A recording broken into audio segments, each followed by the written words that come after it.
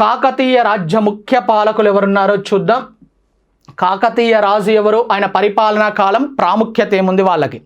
Right, first రెండవ ప్రోలరాజు అన్నారు. ఏ రాజు? రెండవ ప్రోలరాజు.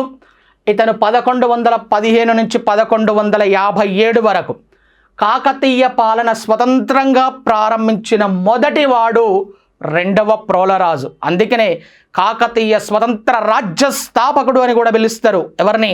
రెండవ ప్రోలరాజుని. రుద్రదేవుడు లేదా ఒకటవ ప్రతాపరుద్రుడు 1158 నుంచి 1195 వరకు పరిపాలన చేసిండు.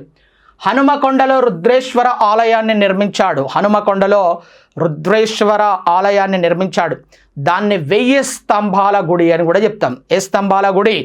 1000 స్తంభాల గుడి నిర్మించింది కూడా ఈయనే, రుద్రదేవుడు లేదా ఒకటవ ప్రతాప రుద్రుడే.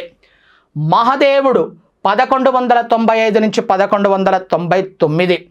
రైట్, దేవగిరి కోట ముట్టడి సంఘటనలో మరణించాడు. యాదవరాజు అయిన జైతుగి చేతిలో మరణిస్తాడు. ఎవరైనా? మహదేవుడు. జస్ట్ 4 సంవత్సరాల పాటే పరిపాలన అందించాడు.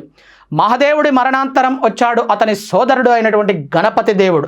కాకతీయుల మొత్తంలో అతి గొప్ప పాలకుడిగా పరిగణించబడ్డాడు గణపతి దేవుడు. 1199 నుంచి 1262 వరకు పరిపాలన అందించాడు గణపతి దేవుడు. ఇతని పాలనా కాలాన్ని కాకతీయుల స్వర్ణయుగము అని పిలుస్తారు. ఏ యుగము? స్వర్ణయుగం.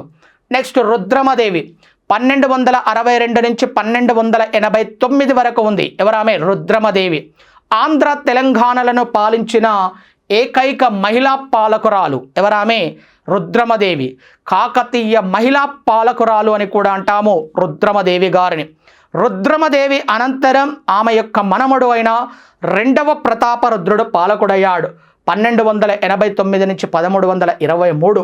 ఇక్కడ ప్రతాపరుద్రుడు అన్నారు, రెండవ ప్రతాపరుద్రుడు అని పిలుస్తాం. 1289 నుంచి 1323 చివరి కాకతీయ పాలకుడిగా ప్రసిద్ధి చెందాడు. ఎవరైనా? రెండవ ప్రతాపరుద్రుడు అని చెప్పాలి. ఇవి కాకతీయ రాజ్యం యొక్క ముఖ్య పాలకులు.